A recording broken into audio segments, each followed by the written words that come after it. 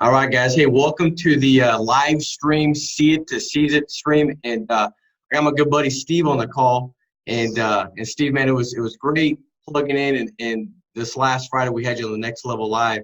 And the training, man, was spot on. I mean, I got to be honest. I was sitting there thinking, like, man, this is just so good. Like, if everybody can not just hear it, but could catch the thought process, could catch the desire, the belief level that really I just, it came through in everything you said. It's like sometimes I'm taken back, like, man, that person, I'll give you an example. When I started this business, there was a couple people where I was like, man, if that person could do it, I'm going to kill this thing. Like like if what they're saying, like if that person's killing it.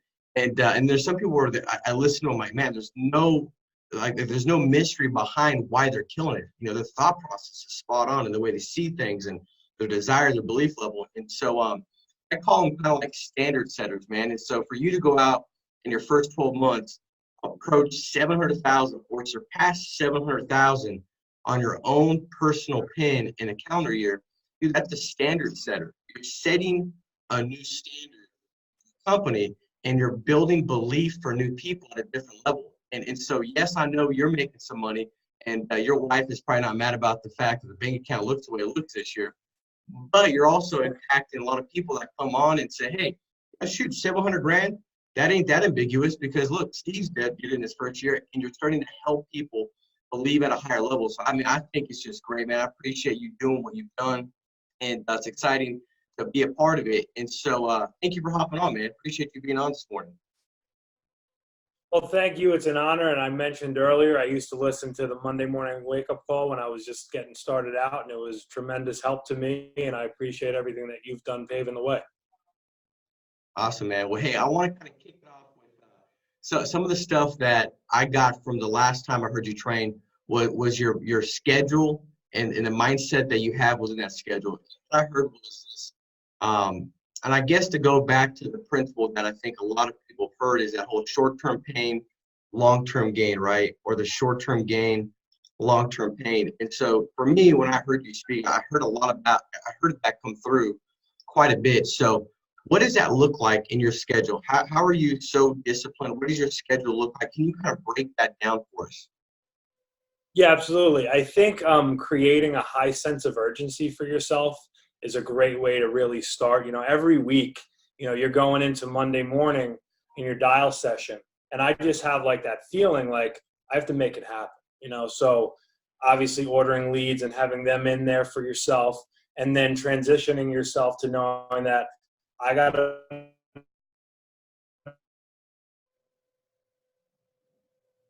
be banging the phones 8 a.m. I've got 6 filling up both of those days. And then Thursday, same thought process. Even if you had a late night on Wednesday and Tuesday, whatever, back in 8 a.m., banging the phones, filling up Friday and Saturday. And I just try and stay like consistent. I don't necessarily worry about the issue paid number, the submitted number. I worry about the appointment number.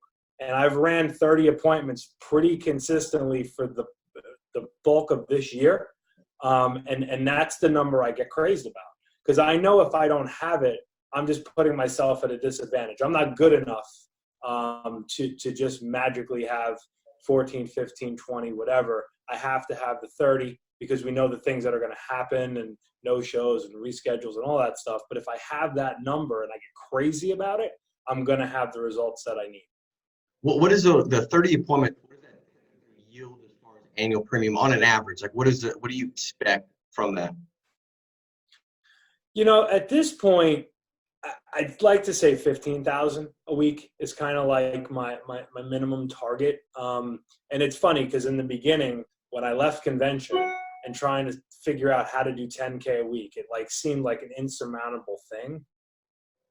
And now I'm like, if I can just book 30, like I should be doing 15. There might be anomalies. There's going to be what there is. Some people don't buy, whatever. But if I can get there, I should be hitting around 15 a week. So every appointment you book, it's typically 500 in annual. So 30 appointments typically yield 15,000. And the funny thing is, Steve, when you said that number, my ratio was about the exact same. Every time I booked an appointment, if it was a no-show, no sell, cancellation or reschedule, that didn't matter. Every appointment was like 500 annual premium. And so in my mind, when I sit there and dial that number and that factual, logical, unemotional number would kind of help me put blinders on and negate temptation or distraction, because it wasn't like, oh, it's just one appointment. I'm saying one appointment. That appointment signifies 500 in annual premium for me to make for my business, for my family, also another family. So let me ask you this, Steve: has there been some weeks where you book 30 points, you just get smoked, right? Like well below 15,000? Oh, absolutely. Yeah, I've had, and they bother you. But I think you just said the magical words, which is something that I'm really working on. It's the emotionality. I'm learning as I'm now coming up upon a year to really take that emotion out, because the reality is it is going to even itself out. That week that you might do 20, 25, 30, it's going to even itself out with that week that you might, maybe did 5, 6, 7, 8, whatever. It's going to just even itself out. So there's been weeks where you get just smoked with 30 appointments, and is there some weeks where you book 30 appointments and you're like 25 grand, 30 grand, you're like, this is just crazy? Have you had that also? Oh yeah, I've had a few where it's like you sat with 20 of the 30 and you sold, 15 of the 20, and it's like bang, 30K. I think my best week might have been like 33K outside of an annuity week. So, you play the numbers, and then you have some of those weeks, those anomalies, and they are what they are. But I think if you're looking at this business on a long-term front, you kind of understand the ebbs and the flows, and just kind of the way the numbers are going to work out for you. So, and the reason why I asked that question is because I think that's the big reason, Steve, one of the big reasons why you become so consistent is your goals are activity derived. It's not result. Like, yes, your goal is 15 grand, but the bigger goal is what will lead to that, which is, hey, 30 appointments. So if I get smoked and I get crushed, I don't cry and mourn about my bad week. I just realize that, hey, next week I'm going to book 30 more. And that bad week means that I'm setting myself up for a massive week, because numbers are numbers. I think it goes on the opposite way and too. Like, if you crush it and you book 30 and sit with 25 and write like 20 grand, 30 grand in premium, it's almost like buckle up. Don't get too excited, because you might have a week Yeah. where you write 8, because hey, averages are averages. I'm not trying to create a negative prophecy of any business, but why would you not realize that the numbers are numbers? You can't beat them, and they can't beat you. And so, what are some of the distractions or temptations that try to kind of pull you away from that disciplined activity goal that you've got?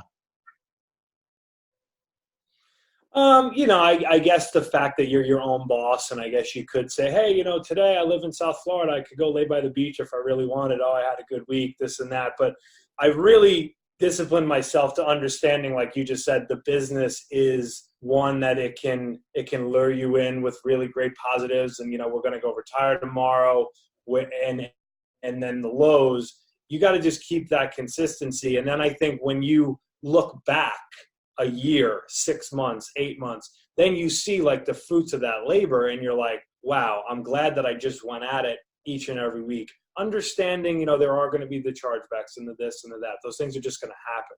So I think that helps you when it comes to the temptations of being your own boss and just kind of taking off, whenever you really feel like it. So, is there times where you go hang out and enjoy those beautiful beaches in South Florida? Say that again. I cut out a little bit. Is there times where you go out and you enjoy like the beaches, and my question is, a lot of times somebody thinks, yeah, Steve's writing 700 grand in a year, but he probably doesn't have any kind of time, no freedom. He's probably got nothing. He's just like has no life. Like, is there times where you go out and you enjoy South Beach, or you enjoy a football game, or you do the things that you want to do? Or you just absolutely. Because I think you have to. I mean, look, like, if I looked at this past week, I made it a point where you got Thanksgiving. So I'm dialing in my car, as I'm running for Tuesday, Wednesday, I'm booking for Friday, Saturday, knowing obviously Thursday, I dial a little bit here and there, but I was trying to book that way, on Wednesday and Tuesday. Then I'm running those appointments Friday, Saturday, then Saturday night, I go out to a church function with my wife. Yesterday I went to the Dolphin game, and, today I'm back at it. Absolutely, you have to have, a form of balance in your life, but it's just a matter of like mapping your schedule out and saying, okay, this is the time for work, and then this is the time for play, and just don't make them even. Earn your night out, earn your date night, earn the football game, earn it for yourself. I love that. That's absolutely the way it should be. You got to earn the right. Now, when you went to the football game this Sunday, were you like just fully there, enjoying it, living it up because you knew that you did what you should have done and you paid the price beforehand? Oh, absolutely. Yeah. And I knew like, okay, then, tomorrow I have X, Y, and Z. I'm going to be dialing. I'm going to be running appointments this week. So, like let's enjoy it.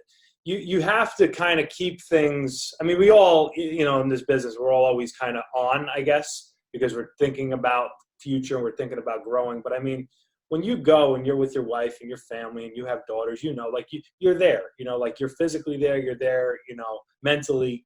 And that's important because that helps you then when you get back into work, you're then refocused again. I love that, man. And I think that like this business is either the highest paying business or the lowest paying, the most gratifying or the most depressing.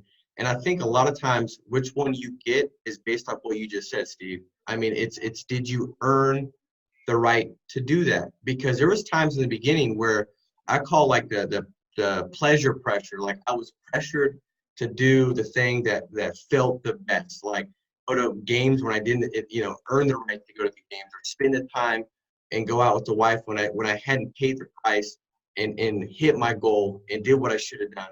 And I always was in that middle ground thinking about my family while I was working, because I was stealing from the family because while I was with the family, I was thinking about working.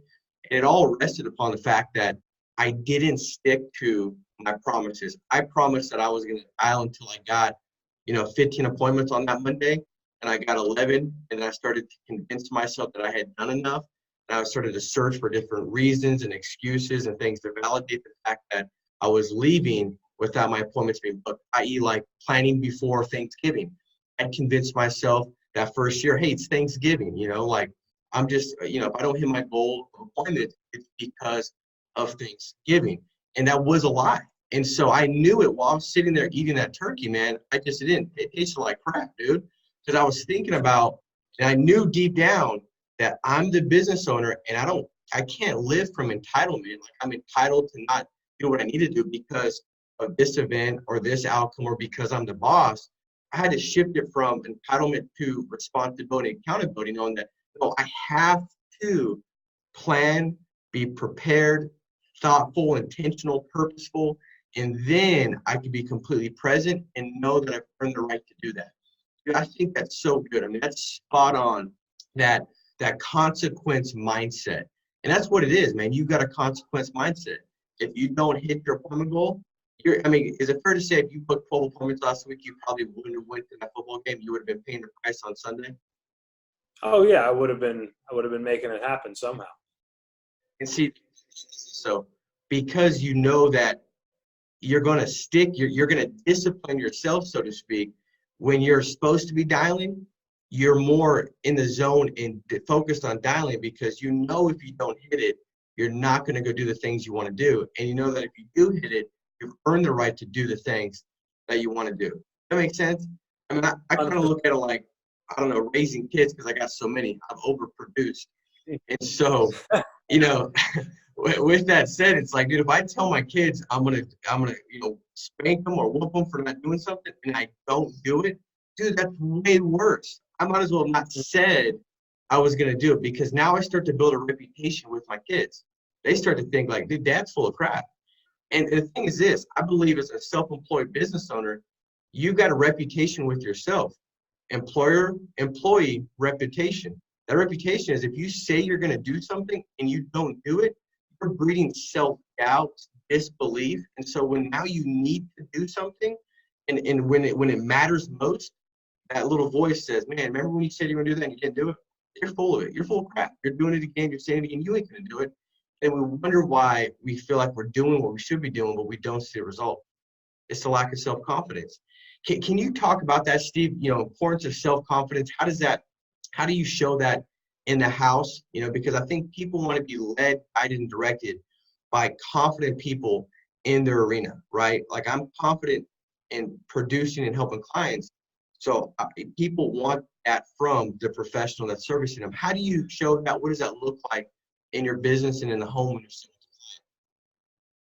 I think number one, you have to look professional. Now, when I go to a home, I'm wearing, family first, like polo, nice jeans, sneakers, like nothing crazy, but I'm looking professional. And I think my posture when I walk into the home shows professionalism, go into the table. And then I like to kind of drop hints and words throughout my entire communication. I don't even like to call it a presentation, because to me, it's I don't present you anything.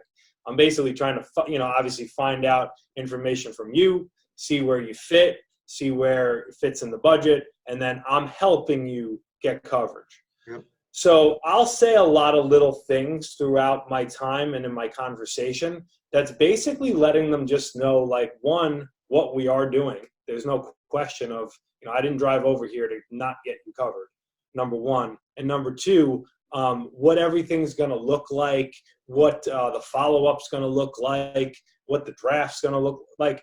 So it's just that professional manner that I try to have. So I feel people, they let their guard down because they're like, okay, like, he seems like he knows what he's doing. He has conviction in what he does. I'll give an example. One of the things that I like to say with Americo, because we love Americo, hey, Americo's the #1 mortgage protection company in the country. When you say that to people, they believe it. And you know what? Who's going to say that that's wrong? Because they are, in my opinion, yeah. And your opinion too. So when people hear that, they're like, oh, well, this makes a lot of sense. I'm going to go with the best. And I'll just tell people things like that. So I think when you carry yourself with confidence, people are going to follow, like you said, because they like to be led. And then they're just going to believe in what you're doing and that they're acting with a professional and that they're not acting with somebody that's fumbling around. How did you hold yourself with when you were brand new, just getting started?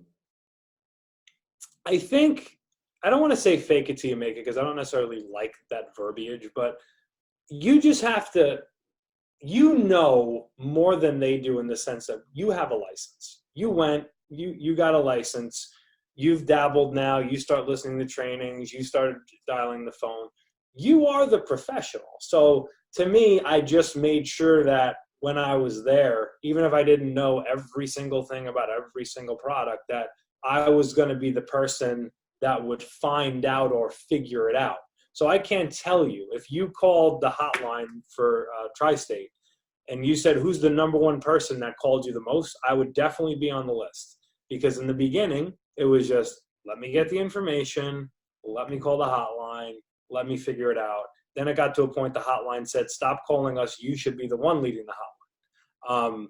So it's just utilizing the tools, and I think clients respect all that. They respect the fact that you're just trying to put them in the best spot. You want to make sure you're doing, due diligence, and, those things just speak volumes.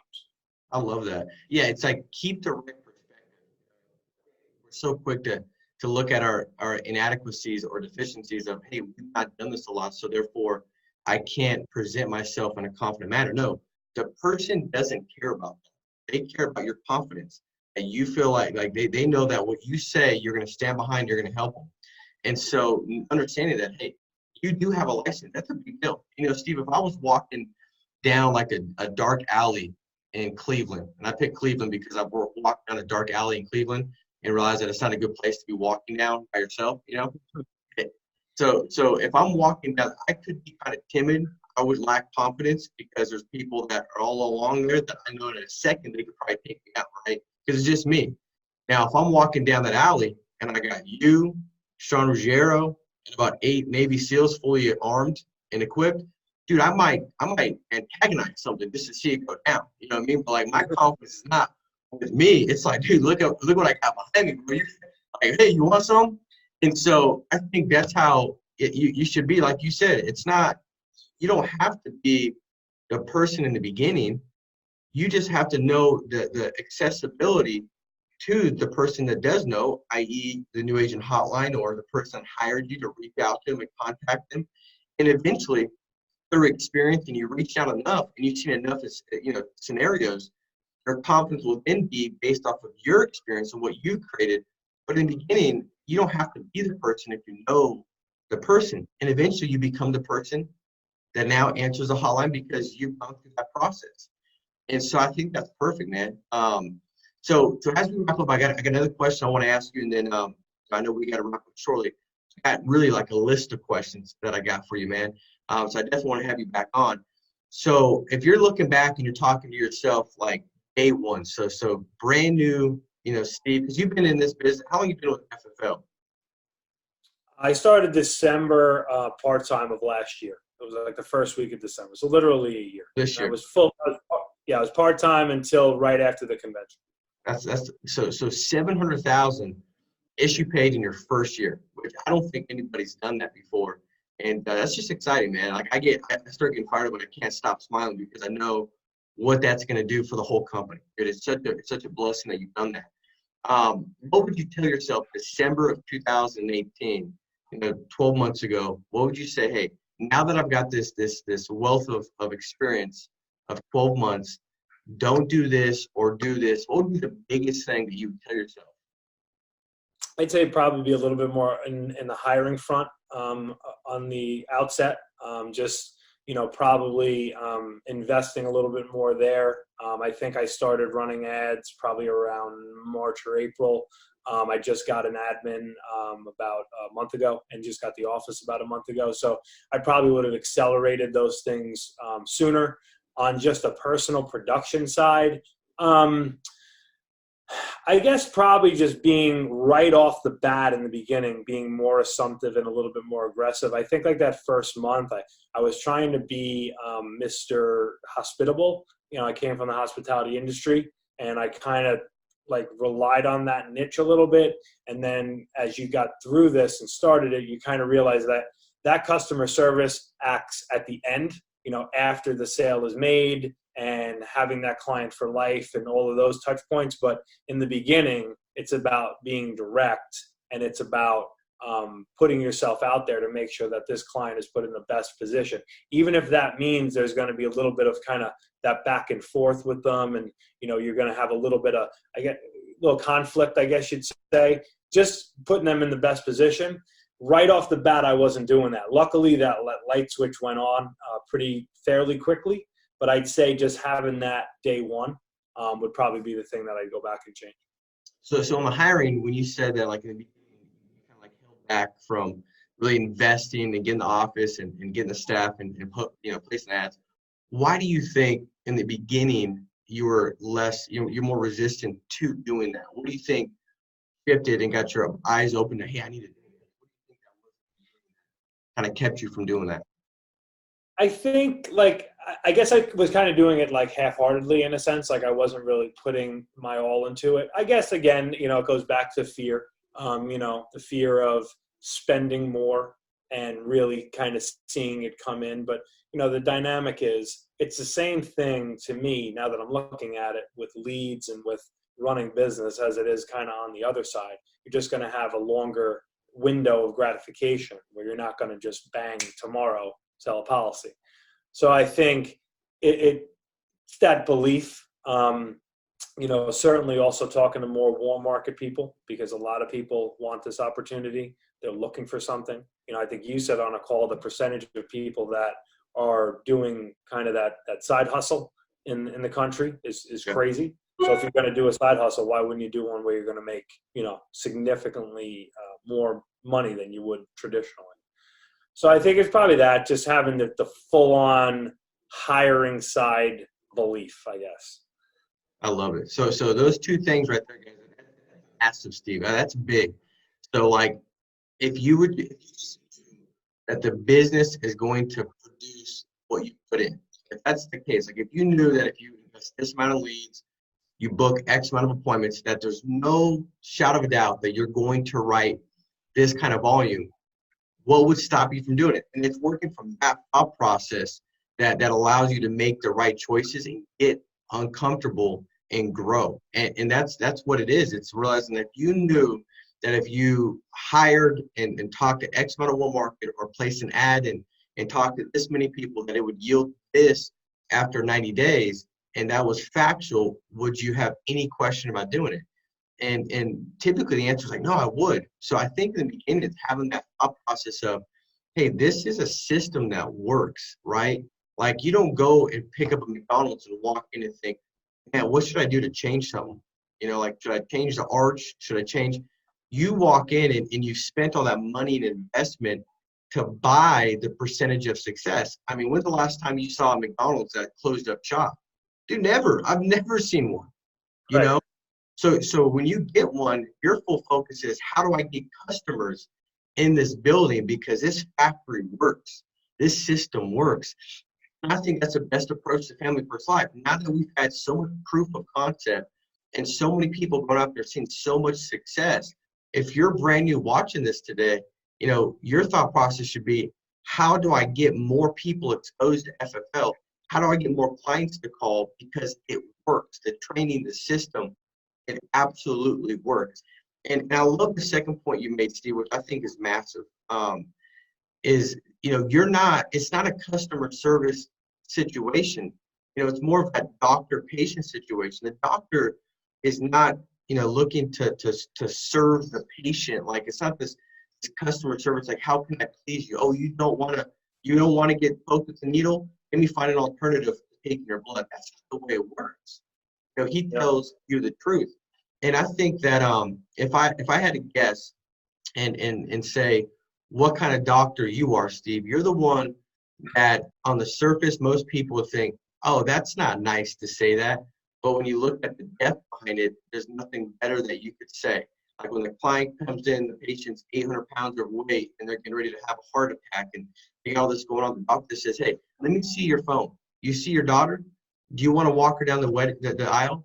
Do you want to see her get married? You see your son? Do you want to be graduates college? Do you want to be there to see that? You should call them and tell them that you're sorry, but you're not going to be there. That's the doctor that cares. I think people get it wrong. They think, no, that's not nice. No, that is nice, and it's uncomfortable. It's exactly like you would do. Well, you're the doctor in the client's house. You got to say the things like, hey, if you don't come home tomorrow, what does that look like? Exactly what takes place. Is that what you want to have happen? It's not. You got to be there and care enough about it to tell them the truth. And so I love it. I think there's phenomenal training, dude. Thank you for hopping on. I appreciate you doing this. And trust me, I'm positive we're going to get you back on. And so that was my indirect sales approach to let you know that, you know, I'm a something still, dude. So we're going to get you back on. So I appreciate you hopping on with us today, man. Absolutely. It's an honor, and I appreciate it. And you have an awesome day. All right, Steve. Take care. See you guys. Thanks, buddy. Cool, dude. I got to stop. Hey, man, appreciate it, dude. Thank you. Thank you. Love it. Rock solid, dude. So anything I can do to help you, man, like I said, let me know. Definitely here to do that, and appreciate what you're doing for the company, man. I mean, let's see. I'm excited, dude. Yeah, man. I got to hit 700 grand. I got to get there. Hey, dude, like because you can't make me a lot, dude. I've been pretty consistent. So now if I send you to 700 and don't, now I'm a liar. So do for me. So I'm going to get there. I'm like 6. I think I'm like 630. Awesome, dude. Well, I got no doubt about it, man. All right, Steve. Yeah. If you need me, let me know. I'm going to run, dude. Let you go, brother. Thank you, man. All right, brother. Be good. Take it easy.